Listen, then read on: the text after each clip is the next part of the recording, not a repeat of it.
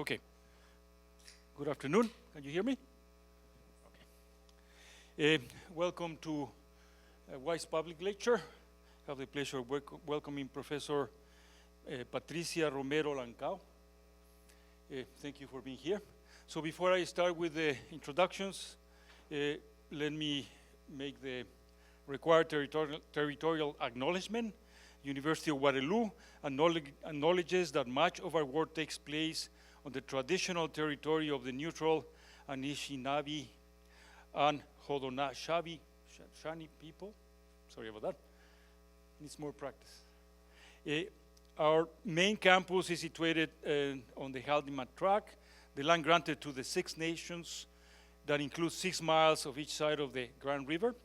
Our active work towards reconciliation takes place across our campuses through research, learning, teaching, and community building, and is centralized within the Office of Indigenous Relations. Thank you for being here. Thank you for your attendance. Let me welcome, as I already did, Professor Patty Romero Lancao, which is a Canadian Excellence in Researcher, CERC, and leader of his network of equity and sustainability transitions at the University of Toronto, Scarborough. She was a distinguished research scientist at the National Renewable Energy Laboratory, NREL. She examines crucial interactions among actors, climate, and sustainability in many cities worldwide. She has developed innovative methods, for example, clustering techniques to examine how inequalities in income, education, and decision-making power are created, recognizing justice, and relate to the distribution of benefits or harms, distributional justice. She has also developed tools such as listening sessions and fuzzy cognitive maps to examine the aspirations and needs of women, elders, the working class, people of color, and other underrepresented groups to inform the understanding and management of these needs. Procedural justice. Patty is widely cited in her field with about 150 peer-reviewed publications. She was the co-leading author of Working Group Second of the Nobel Prize winning IPCC Fourth Assessment Report. She led the social and policy approaches to LA 100 equity strategies. So please join me welcoming Patty. Thank you very much. It's a particular relevance to WISE, Waterloo Institute for Stable Energy, which is hosting this presentation. We have an initiative, I guess we haven't discussed, but related to access to energy and energy justice. Thank you for being here. So look forward to your presentation. Thank you. Thank you, everyone. It's a pleasure being here. Sorry for one interruption before we start. Because this is being recorded, if you need to ask a question, so we'll wait until the end because you need the microphone, okay? That's the main reason for it. Thank you. Thank you. Well, thank you for inviting me, and I'm so glad to see some known faces and to be acquainted with new ones. Today I will cover some points. The first has to do with work we did in Los Angeles, and then I will refer somehow to how I built on that work to develop the proposal that got awarded with this CERC. Let me tell you, I didn't know how important it was, and I'm glad because I could have been so nervous. So, I saved myself the anxiety involved in waiting. Okay, let me start. We all know that reducing greenhouse gases, and for me as a social scientist, fostering capacities, actor capacities, community capacities, are vital steps in fighting the climate crisis. But the question is, how do we do it? And this leads me to my own journey. I went from saying, I want to publish a lot of papers, to say, well, who cares about the papers if we are not able to create knowledge that is really relevant and usable and meaningful for those stakeholders, which we call actors, right? Policy actors or social actors we are working with. So this brings me to this project, the LA 100 Equity Strategies. Before moving to the University of Toronto and being so happy because now I'm back to be a professor, Before that, I was working at the National Renewable Energy Lab. And the NRAL, as we call it, was approached by the utility of Los Angeles to help them model and create scenarios to understand, to explore what options they had to transition their grid, right, to 100% clean energy. And that's where that LA100 name comes.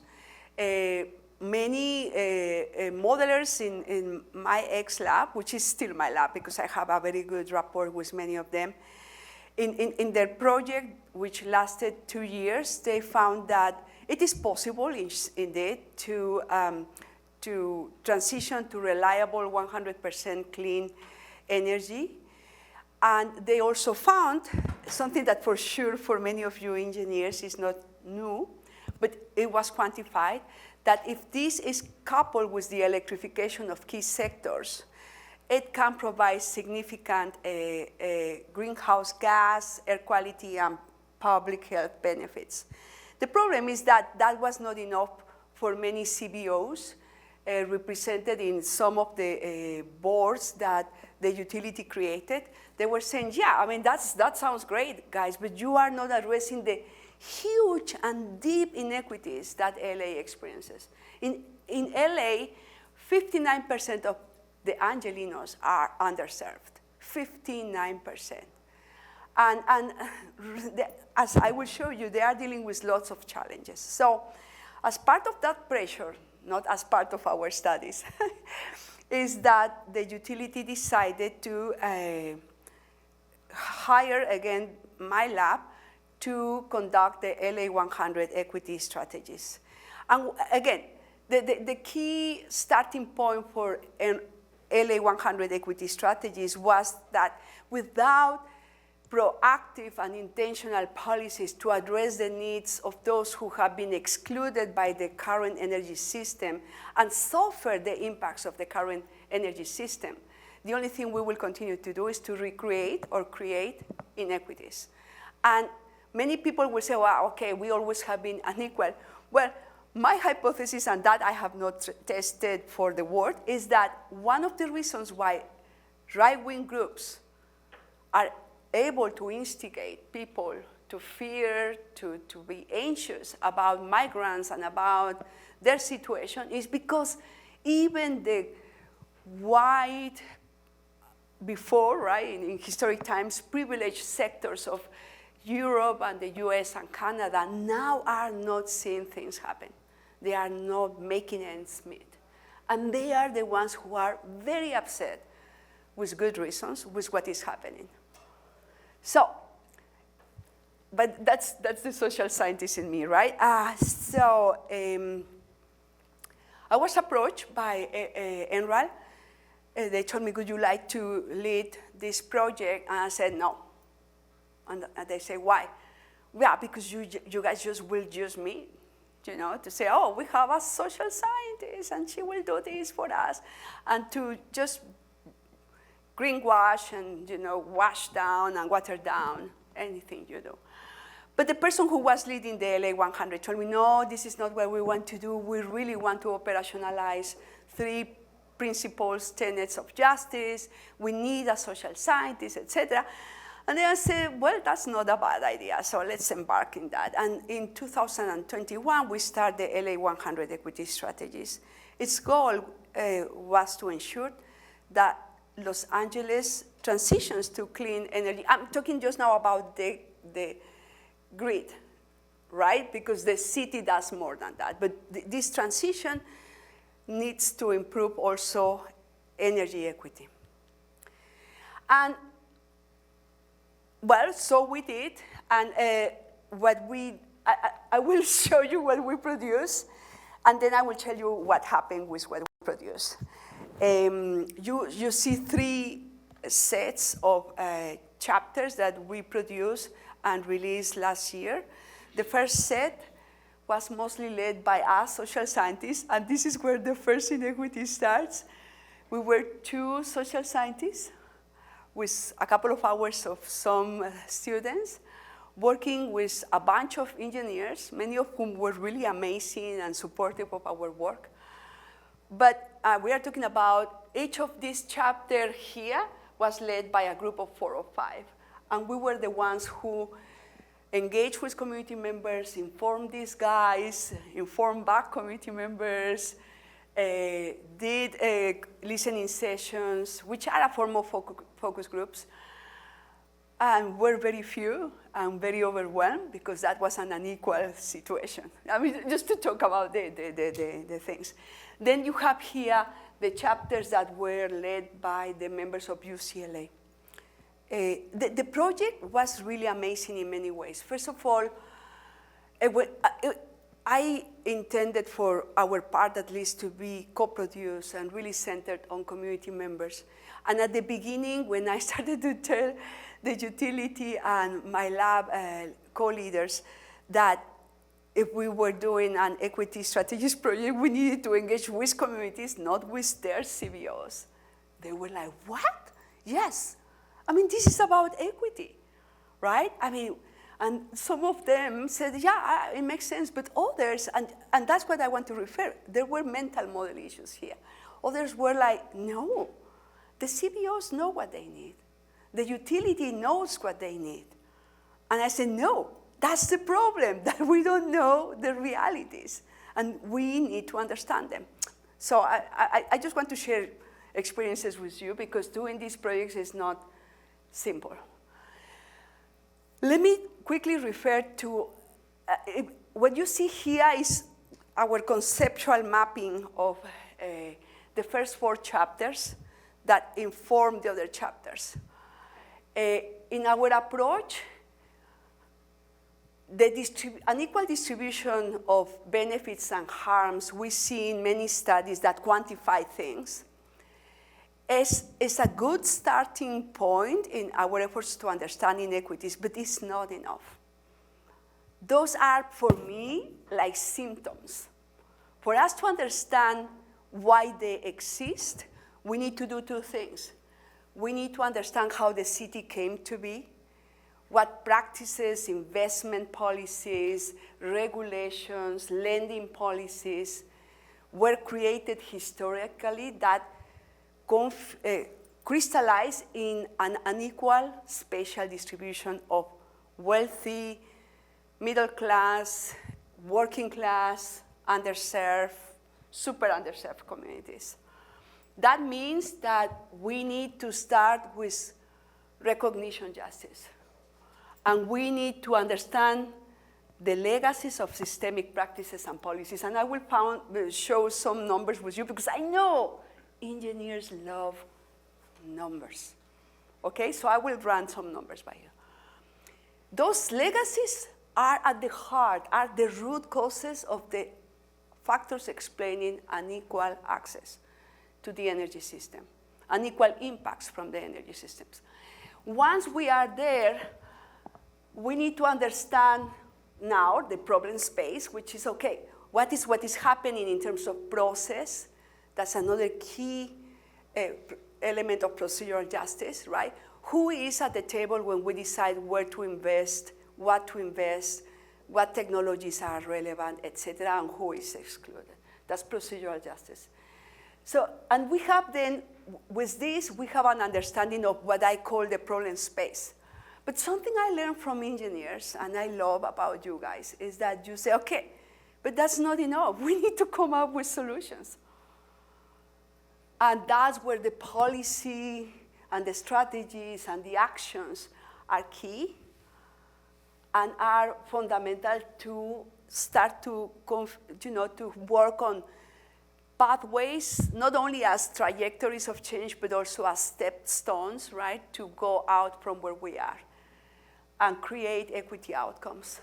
All this is guided by our value system. That's a very social science thing, guys.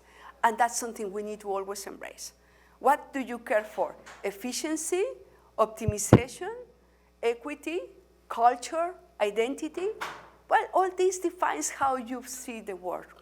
So that's what we did, and you see how this concept, and of course we have metrics.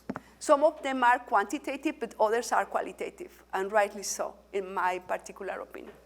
So there you see the 4 chapters that I particularly was very passionate about writing. But the beautiful thing about our effort is that some engineers got it. And they say, okay, tell us what communities are telling you, and we'll try to model and respond to that. Let's create this feedback loop, which was our way to connect with the engineers, right? The dialogue became a feedback loop. Okay, let me refer to some findings, which are not news to you. The benefits of the programs and investments are unequally distributed. The ones that LADWP, which is the Los Angeles Department of Water and Power, the one who paid for this $9 million 2 years project. Don't think that we spent all of it. Half of it goes to the overhead of the labs, and the other half can be used by us. Underserved communities have higher energy, housing, and transportation burdens, meaning they need to pay more of their income to deal with this, and save temperatures and health impacts. And I will provide you some numbers. And these inequities, and that was our hypothesis from the beginning, are not trivial, are not something you can just address by saying, okay, let's see how we give more here or less here. We need to understand the social practices, the mechanisms of exclusion that are behind those. And now let me just provide you some numbers. This is an analysis that one member of our team did of key programs that the utility had, because the utility was like, okay, if I'm doing this, tell me whether I'm a good player, right? Am I just and fair? Well, guess what? No, you are not. Many of the programs that you see here, some are solar installation. We group them into solar installation, energy efficiency, electric vehicle, and customer discounts. Most of these programs benefit wealthier populations. Only few, particularly the discounts, benefit underserved communities. And something that you will like, because you are a great guy, is that these inequities are also manifest in the way the grid operates in Los Angeles. And I can tell you in many cities worldwide. We don't have the data, but my hypothesis is that that happens. For this, what we found is that although the statistical results were not statistically significant, they show something that community members told us in our listening sessions. They are more likely to suffer from power outages than the wealthy populations. Then you will say, well, you were telling that we need to think of the legacies of past practices. Let me run some numbers by you. This is redlining. Redlining is a key institutional mechanism of exclusion in the US. It started in the 1920s, 30s, with many lenders classifying areas of the city into 4 categories. You go from the green ones above to the red ones. The red ones are the redlined areas, areas where people of color used to live, low-income people used to live, areas classified as risky and not worth investments, lendings, etc. Areas that didn't receive investments. The more you went to the green areas, by the way, and you see it when you do walking transits or driving transits. As social scientists, we do that a lot. You are in the red areas of Los Angeles where we did work with communities, and you are like if you were in poor areas in Mexico City. You go to Hollywood and the nice areas, Beverly Hills, etc. It's like if you are in another world. Everything is green, everything is beautiful, people dress nicely, you know? You see the differences. Well, you will say, yeah, but you are not yet showing me what those legacies mean today for the city, or for the city today. Well, let's start with urban heat islands. We found we use this is data from another study, but one of the points we made is that not only are the disadvantaged areas of Los Angeles more likely to suffer outages, but they also suffer more or higher levels of temperature, the urban heat island, than other areas. Add to that many of those areas have populations that might have air conditioning, but might not use it. And this is based on work I did in Phoenix, where we work with Latinos and they say, yeah, we have this, but we don't use it. It's too expensive, or it's not working.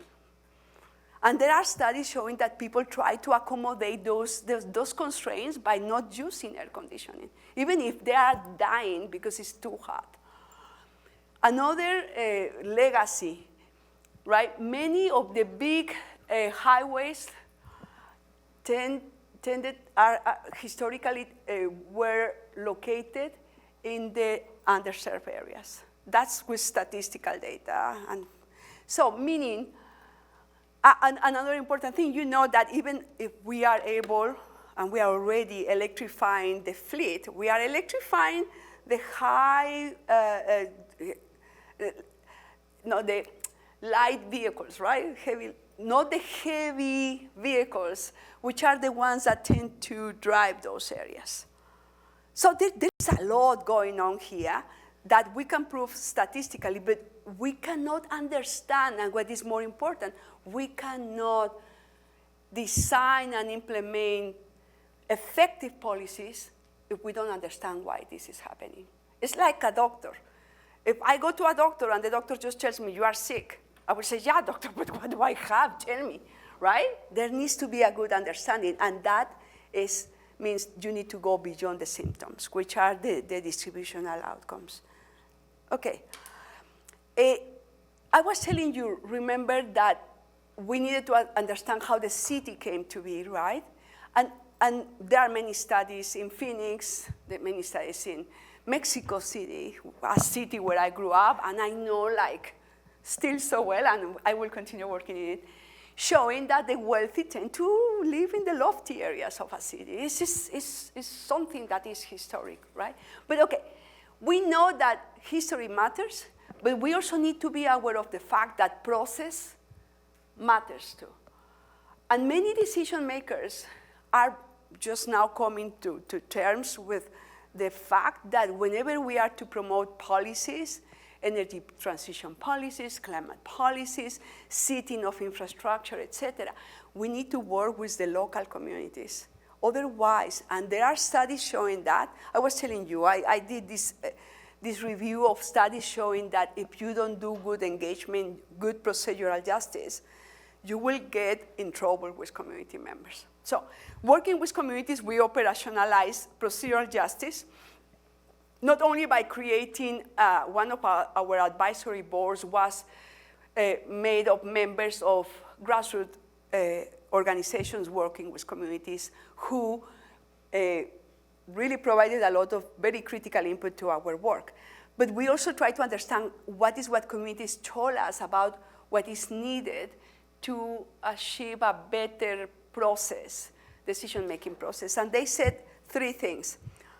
One thing, we call it self-determination, has to do with some, and let me just share with you a couple of anecdotes. When working in the listening sessions, we held 15 listening sessions in areas defined as underserved based on statistical data. When we asked some of the members of these communities, how do you want the utility to support you? Because the utility asked us, okay, ask them that. And you know what many said? We don't need their supports. We are tired of you looking at us as the poor, vulnerable people that need fish. Teach us to fish. Give us good jobs, well-paid jobs. We don't need programs and subsidies. We need good jobs. We need to have the ability to self-determine our future. So that was our first finding from the analysis of what community members told us. The other thing was that sometimes when we are working on with energy transition issues, we tend to emphasize hard infrastructures. We tend to say, well, what we need to do is improve the grid, improve the layout of the transportation system. And it is good to do it. Improve housing and climate-proof housing and retrofit housing. It's important to do it, but it's not enough. Because many of the things that are lacking have to do with the lack, with barriers to participation in programs and decisions. Many community members told us something that is being found in the literature globally.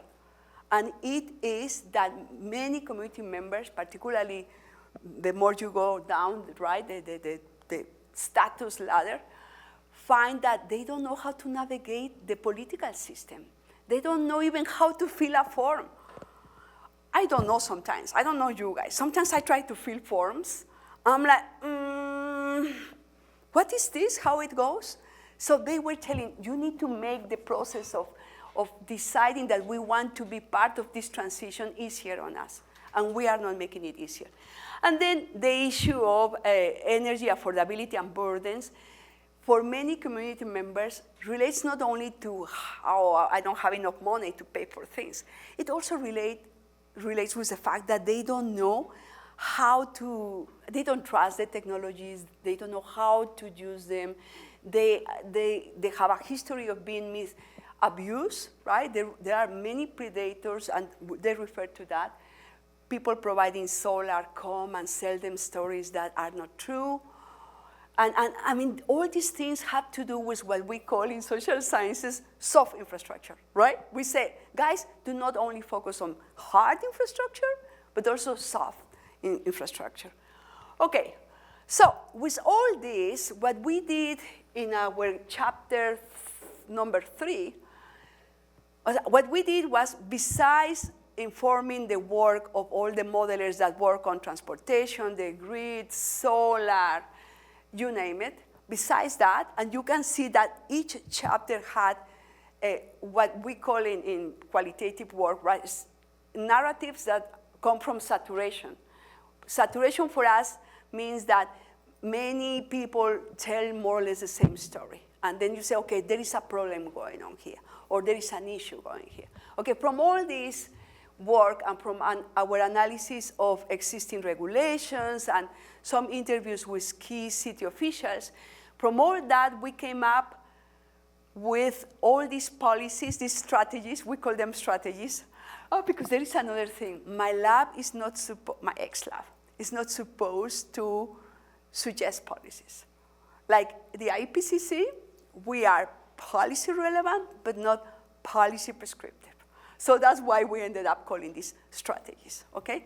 But besides the strategies that you will see in each of the other chapters I show you in one of the slides, the social scientists came up with these strategies, which we group in 3 big blocks.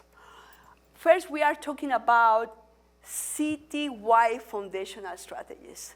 Many of the things you see here cannot work if you don't make sure that the city improves regulations, accountability, and enforcement.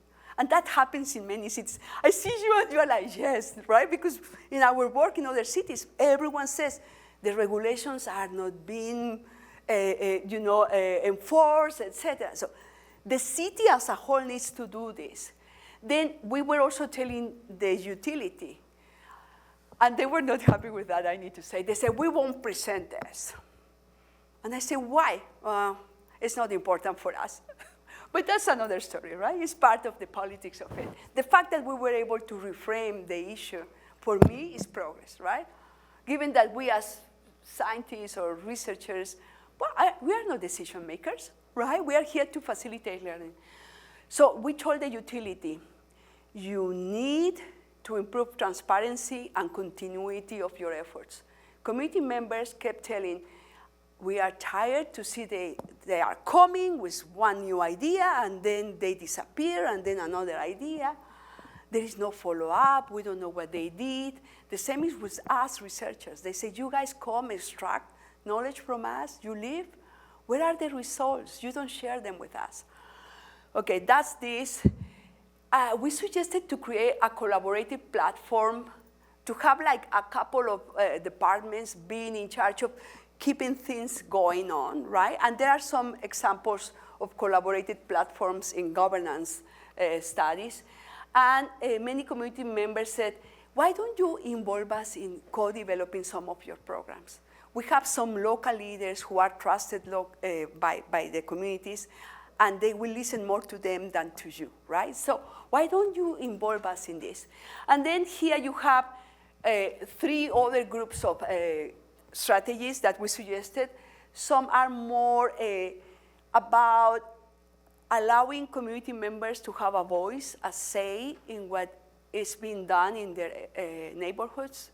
They keep saying that things are done to them and they never participate, right? They wanted to engage in community science, and by the way, in our program, in our CERC, we will develop some things there.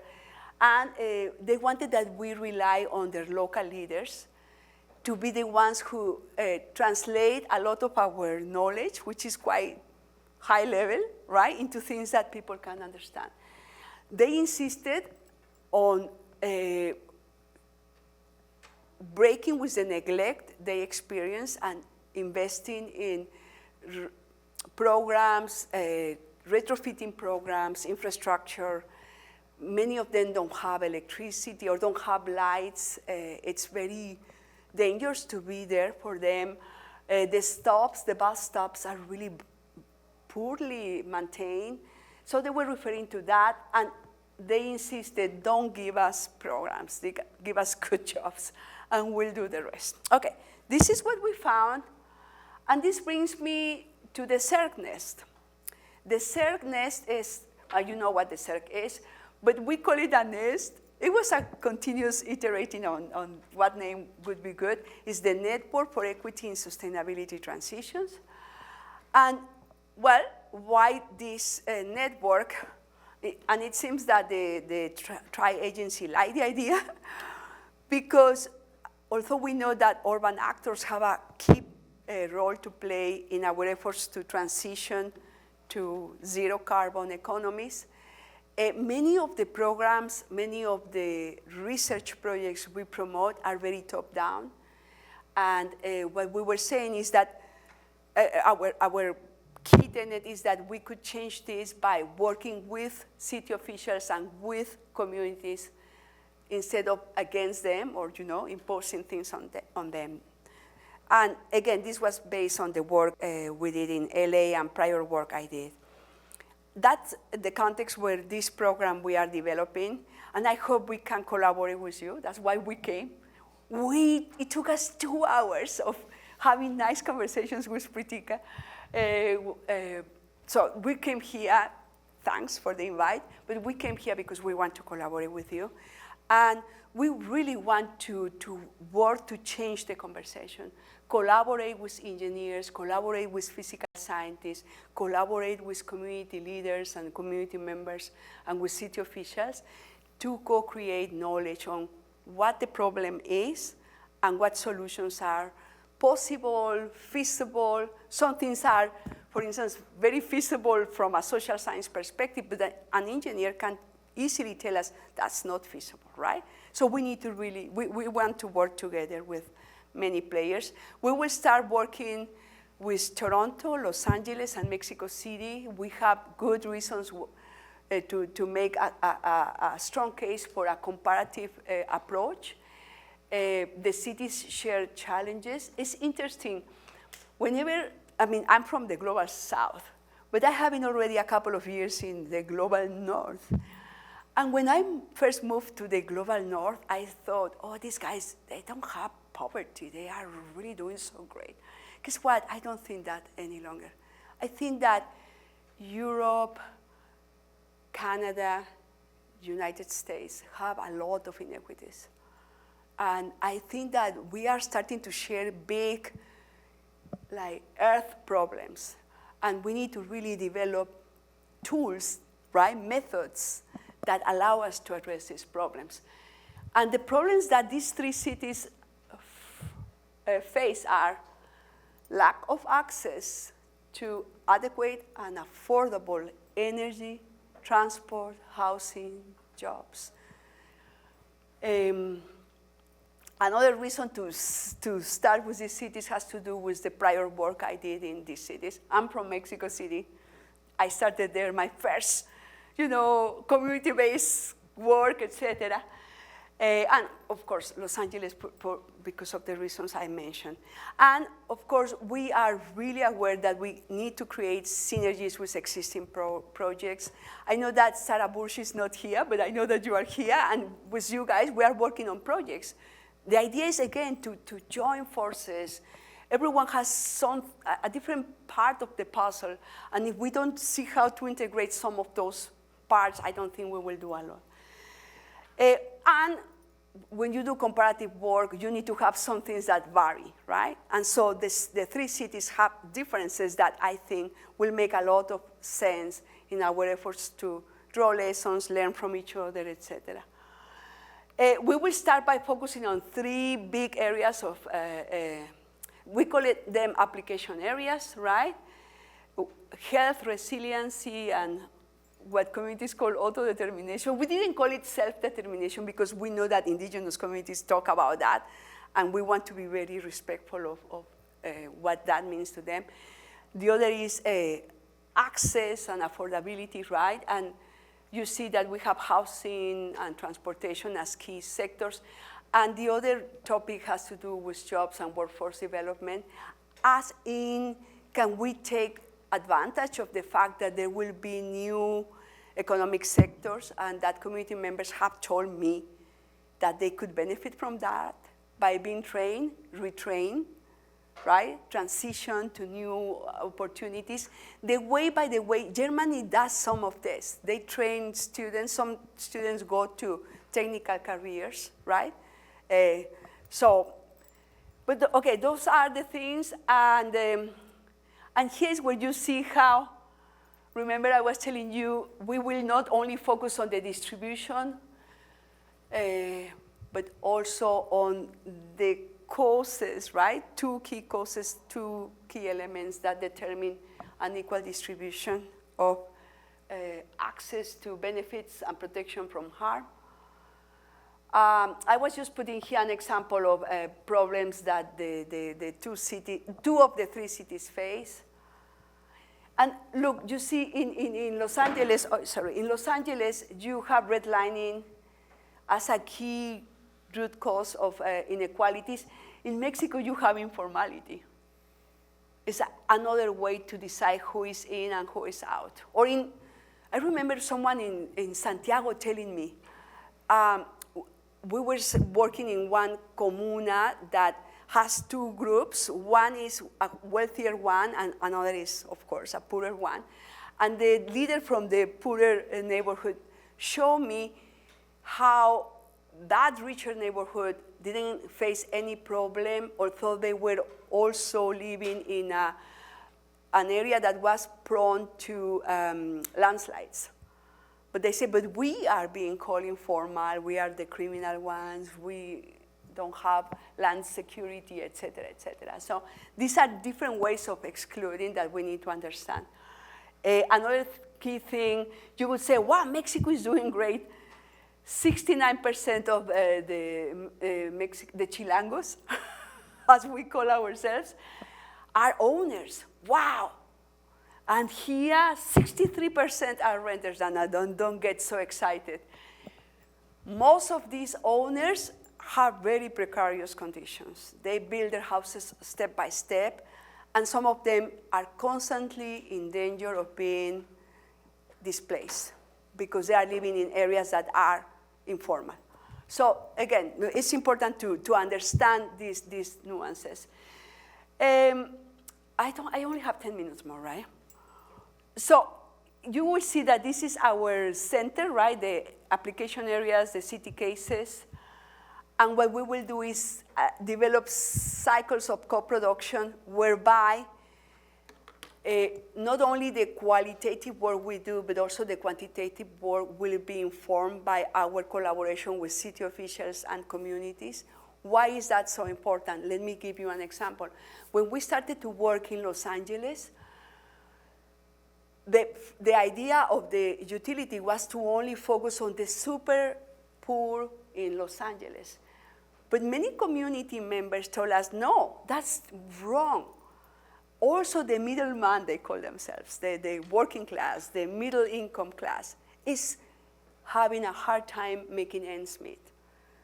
That means that if we want to really be about equity, we need to develop a portfolio of innovations and of policies that are adapted to representative groups of populations.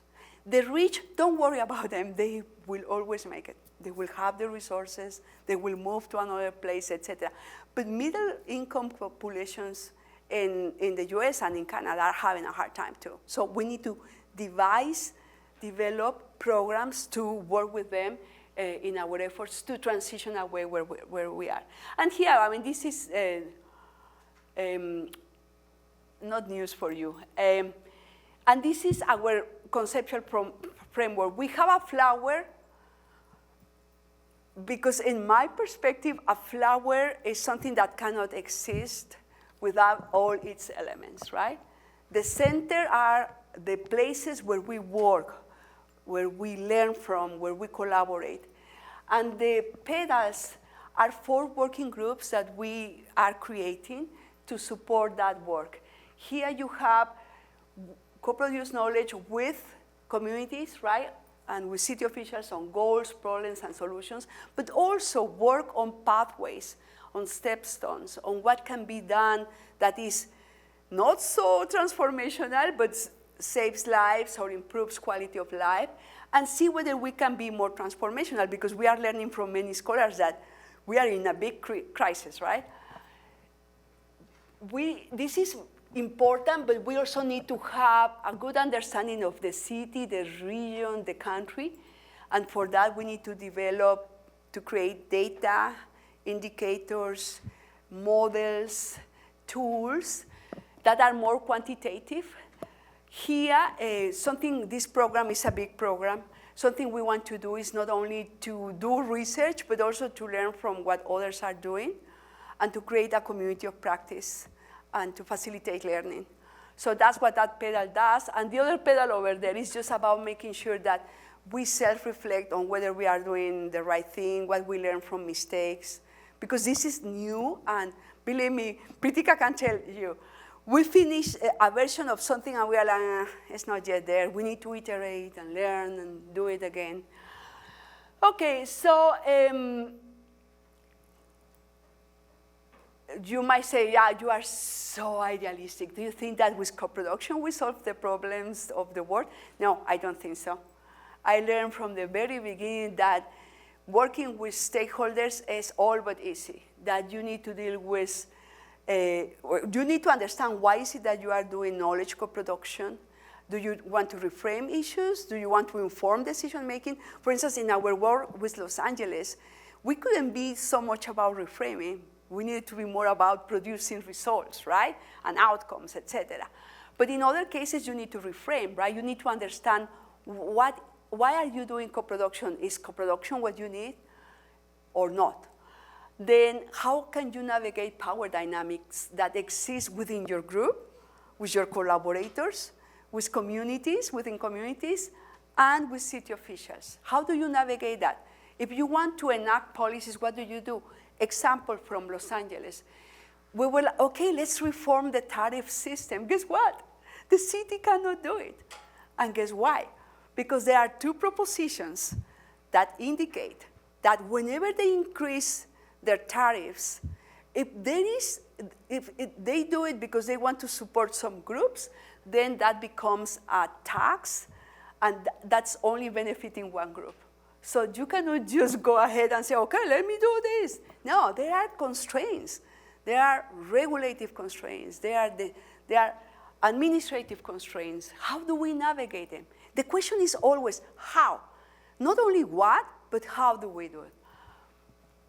The politics, right? And of course, can we, because look, I remember I used to tell my dad that we are going to mobilize against the PRI, a party that was dominating Mexico for 70 years.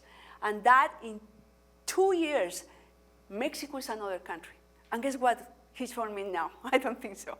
But I learned that that's not so easy. So I think if we facilitate learning as academics, well, that will be good. If we facilitate action, my goodness, we'll be super happy. And with this I close. We will work deeply in dealing with how to balance two challenges. One is fit. How do we make sure that solutions, innovations, policies are adequate to the context where they are designed and implemented? How do we make sure that our knowledge is relevant to different contexts? But guess what? We are also scientists, right? So we need to see, okay, can we replicate this? Or can we scale it up? So we came with these three concepts of scaling, which are very dominant among the CBOs, international CBOs. The first is scaling out. What are the prospects for our knowledge to be replicated, generalized? And they are not so easy, believe me. It's like having the same ingredients to do a cake, but if you are up in the mountains, it's different, right? From when you are down in the coast. So it's the same ingredients, but how do they play out in different circumstances? That's more or less what generalization for us is about. But also scaling up, how can we make sure that our methodologies, and with methodologies I mean our conceptual frameworks, our methods and tools, our data, our findings, right? How can they help us overcome inequities and root causes, et cetera, across cities? And for that, believe me, we don't intend to do field work in any city. We are already working with collaborators and just saying, okay, how can we share notes and methods and learn from each other? And then the scaling deep is like my dream, right? Aren't we saying that this world is all about overcoming the climate crisis and that we need a generational transformation? My question is, can we do it? I don't know, but let's try it, right? And let's be very critical of that. So with this, I close by thanking you for listening to me, and I'm really looking forward to a conversation. Thank you.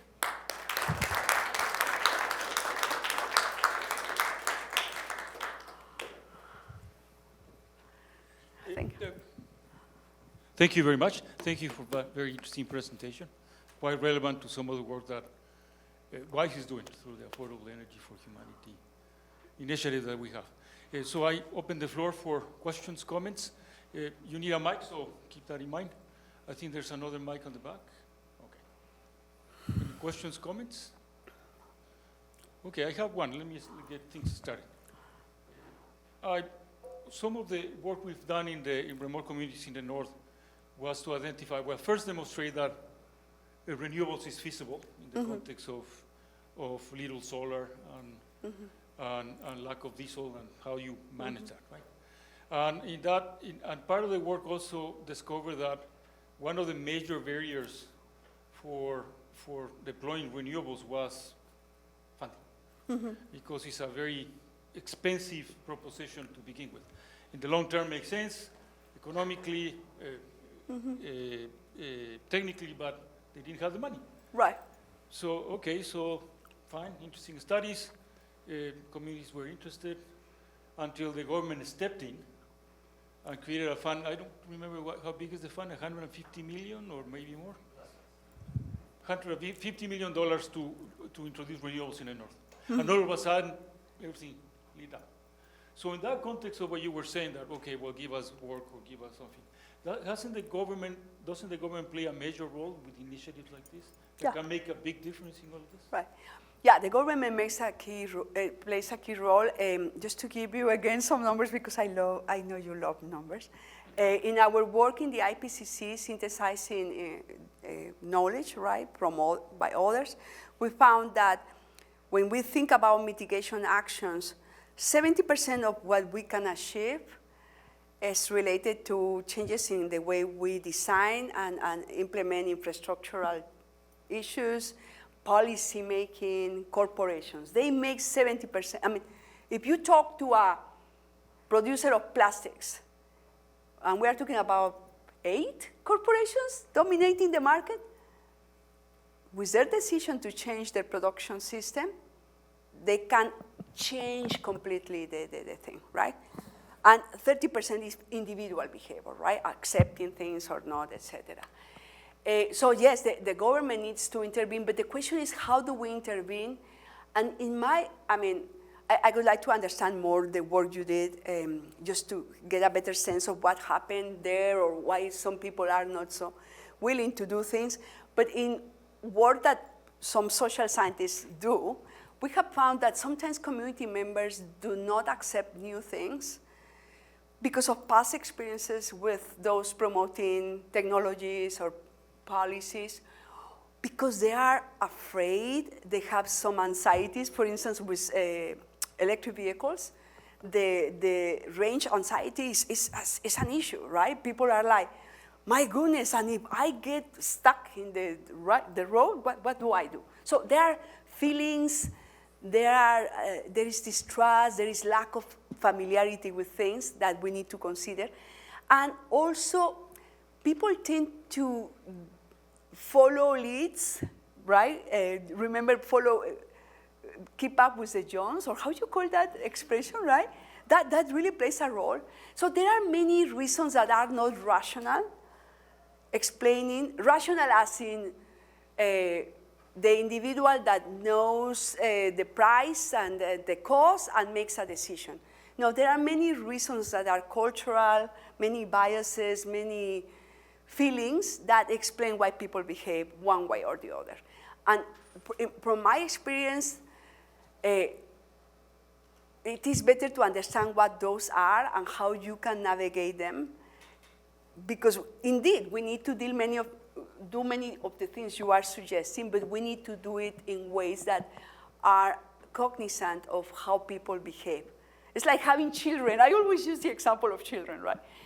If you tell a teenager, I told my girl, a couple of my two girls, I know that if you do this, this, and this will happen, but do it. Guess what? They did it. I just said, I don't tell them not to do it, right? Like, you know, human behavior is really a complex thing. And we need to use psychology, social scientists to understand it and navigate it for this transition.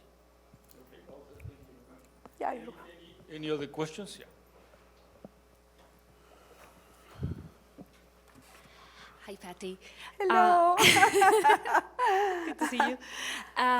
So I wholeheartedly agree and admire the work. I think that is very, it's exactly what we need. One of the things that to me seems to come up is that we need to change values. Like at the very end, it just seems like it's a matter of values. And so I was wondering if you could speak to how does the work that you do help change the values, and whose values are you interested in changing? Right, yeah. Well, this is a great question. Rather than changing values, what I do in my work is always elicit values, right? With communities in Los Angeles, some of the topics we cover in listening sessions was around values. And Pritika can tell you that I always ask the group, also in my team, what values you want us to use to guide our work, right? My sense is that when we work with different communities, we need to understand that we need to be aware of who is included, who is excluded in those conversations. That's an issue of equity, right? And we need to be very aware of the fact that there are like different configurations of values and understandings and mental models of what the problem is and what the solution is. And what I do in my work is to try to understand those differences, particularly in our super polarized world, right? And in my experience, and that happened in Los Angeles, community members and CBOs were really happy that Nicole and I were to ask, tell me what's going on, you know? I think that if you start from a place of understanding and just being more careful, less arrogant, I mean, we know that we need to deal with the climate crisis. I mean, I'm sure we all do. But what we are doing, telling people every day, it's getting bad, guys, it's getting worse, this is horrible, it's not helping. Because we know from birth that is, you need to somehow tell people this is important, but let me listen to what you think. So what I do in short is try to be as humble as I can, as embracing of understanding, listening, and very careful also with not excluding people. That's why we do maps, actor mapping, etc., to make sure that there is no one group in that community that we excluded. Because if you as a researcher come to a place and someone senses that you are just working with some, that's bad news. That's what I do. Whether I change values, no. No, I just learn to understand how they exist. And well, like you, I sometimes feel so humble about how challenging it is, the work that we all do and that you guys do, right? It's not simple. We know we need to change, but I don't think it will happen so easily. That's my humble opinion. And I am game, believe me. Every day I say, get up, roll your arms, and go for it. Although sometimes I'm like, do you really want to go for it? But yeah. So I didn't answer your question, but sorry. Thanks very much for the presentation. Lots of fascinating, great work. A question about the international network aspect of the local work. And what advice would you have when resources are scarce, as they are for all of us, and resources can be money or time or energy, whatever the case may be. What should you do at that international level? So you're LA, Mexico, and Toronto. Right. Presuming that it takes away from some of the local work, inevitably, because resources are scarce. So just curious, your recommendations, as many of us are probably involved in international networks of local work. Right. Now that's a really important question. Let me, two things. Something we are doing with our project is to bring resources, not in Mexico, not to the Colegio de Mexico, which is the Harvard of Mexico City, but to the UAM Xochimilco, which is the university that is public and is training the students that need it the most. And we are planning on paying community members, compensating them for their knowledge and their time. You know, like this is not free lunch. They are as important as we are.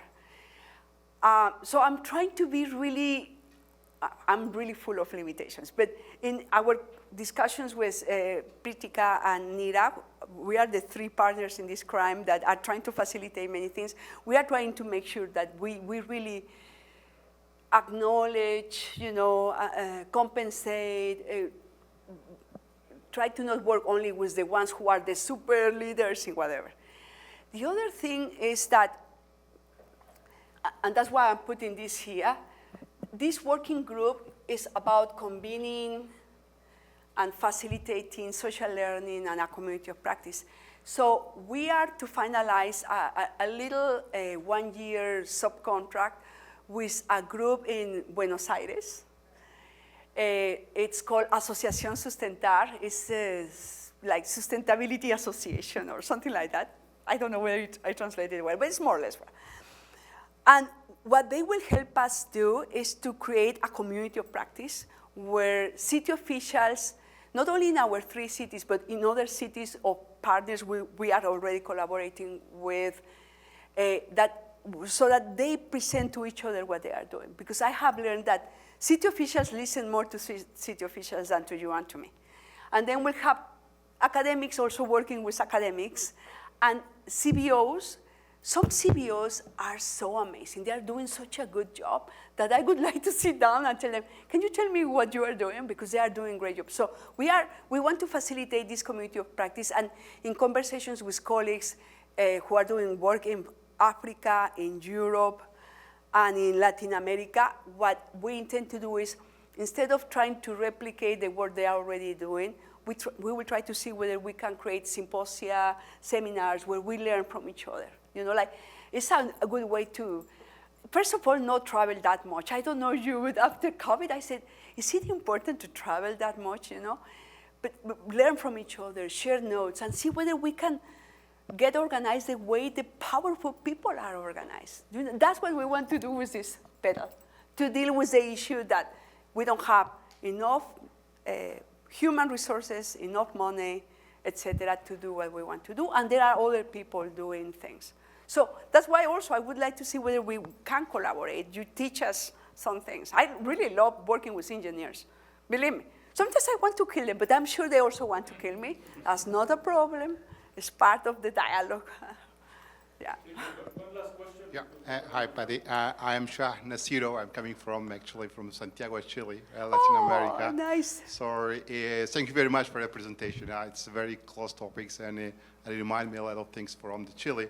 The things in Chile, you might know that it's been a liberal country, right? Extremely liberal country. We have a lot of historical accumulated issues that the communities they have a lack of trust in institutions and also lack of trust in companies. So this is when the government comes up with new ideas, so we're thinking that, or the society always thinking that there's some trap behind this, right?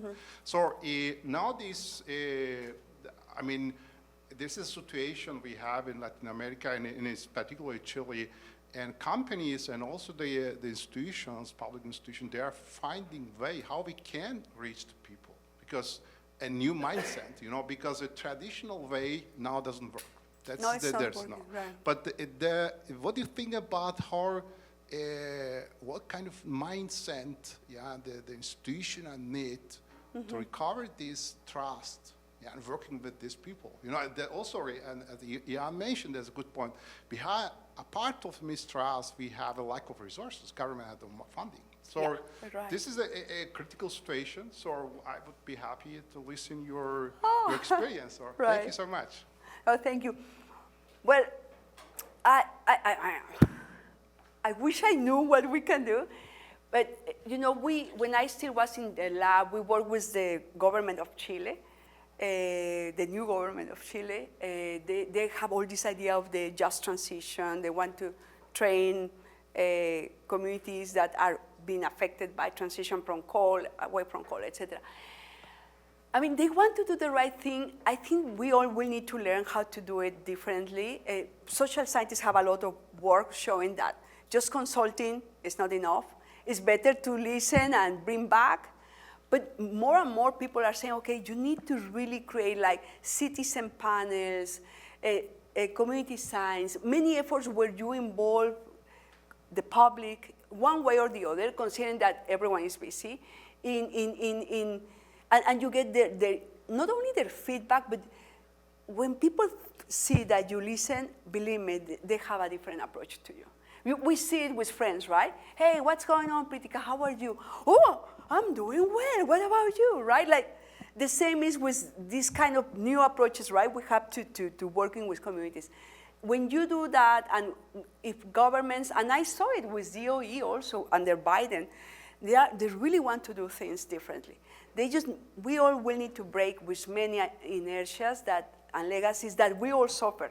We as scholars, I mean, I know that Waterloo is better, but many universities don't pay you for all the community work. You do it because you want to do it. So universities need to change that and be more proactive. So we need to change many things. But I sense that this openness will be the first step in the right direction towards changing mental models, ways of doing practices that we all have. I am part of that. Sometimes I'm like, darn, I'm doing again all what I am criticizing of myself.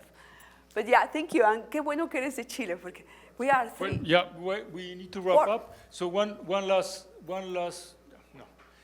Are there anybody online? Wait, Sana, no, we run out of time, so we don't have more time. But Patricia will be here for a few more minutes, so you can approach and talk to her directly, and hopefully, Patty, we have the opportunity to collaborate and Oh, yes, work with really. you in all these very Yeah. important initiatives. Thank you very much. Thank Thank you. you again for all your time. No, thank you. Thank you.